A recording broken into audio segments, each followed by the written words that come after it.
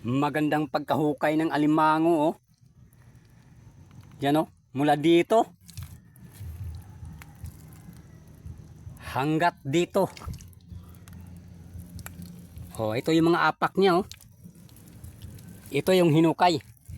Ito yung hinukay. Ito yung mga apak. Yan, oh, mga apak niya, oh. Yan ang butas. Aray, problema ito. Parang lumabas ang apak na to, ah. Ito na apak, oh. Palabas. Ayun, oh. Palabas ang apak. Pero subukan pa rin natin tukutin. Kasi ito naka-direct naman to. Ito yung direct niya, oh. Yan, oh. Yan ang direct niya. Yan, oh. May dalawang kahoy. Tapos ninabunan ko ng putik. Yan ang direct niya. Subukan natin sukitin kung meron ba. Subukan natin sungkitin ng kahoy. Kung meron ba siya sa loob. Kung nandyan ba siya sa loob. Subukan natin kasi yung kwan niya. Yung apak niya. Palabas yung apak niya. Kaya subukan lang natin. Baka sakaling meron. O, di ba? Baka sakaling meron. Sana meron. Sana hindi siya lumabas.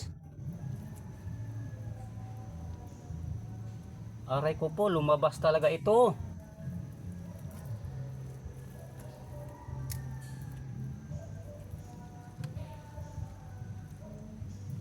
Aray, lumabas. Wala na.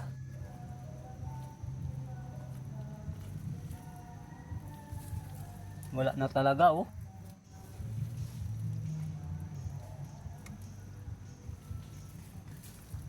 Aray, sayang.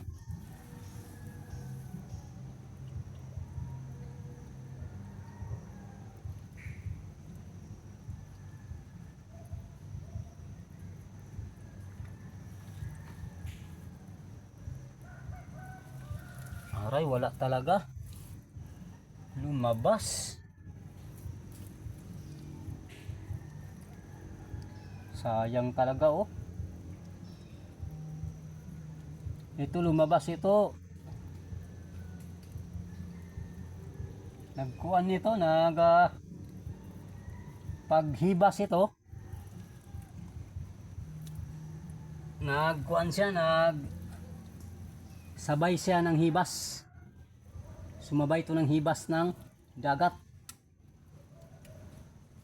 Wala talaga, oh. Sayang.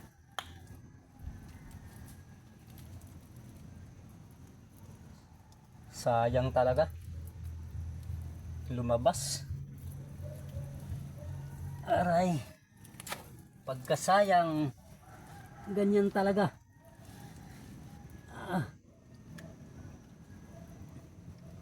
Ganda sana ang pagkakuha niya, oh. Pagkaliblib, oh.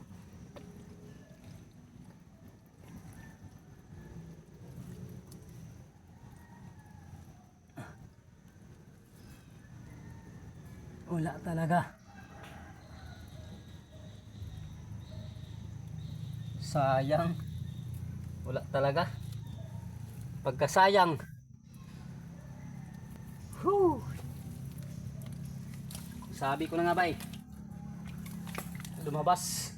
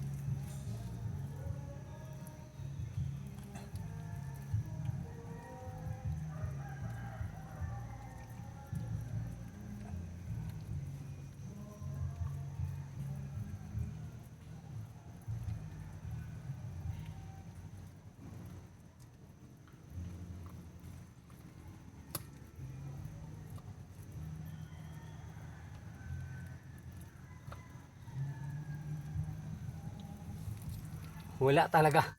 Lumabas, sayang. Ganyan talaga ang alimango. Ganyan ang ugali ng alimango. Pag tuwing hibas, magsabayan sila sa hibas ng dagat. Ganyan talaga. Next time, pagbalik natin, sunod na mga araw, baka sakaling magbalik siya dito sa pabahay, bukas. Lagyan na natin ng kuan. Lagyan na natin ng kuan ulit. Putik ang kuan. Ibabaw ng butas, tabunan natin. Ganyan magtabon. Para sa susunod nating balik. Baka sakaling nandyan na siya sa loob. Ganyan talaga. Sayang.